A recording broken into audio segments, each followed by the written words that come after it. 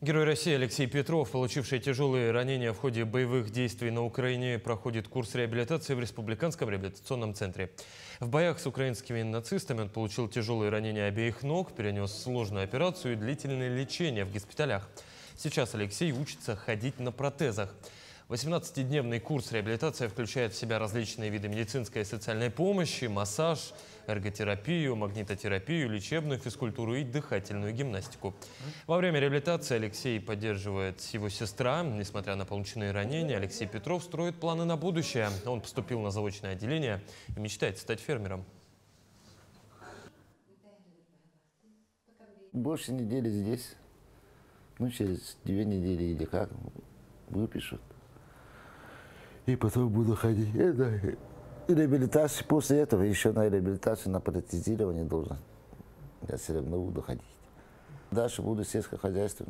Улицы дали 23 лошадей. Ну и еще обещали базу делать.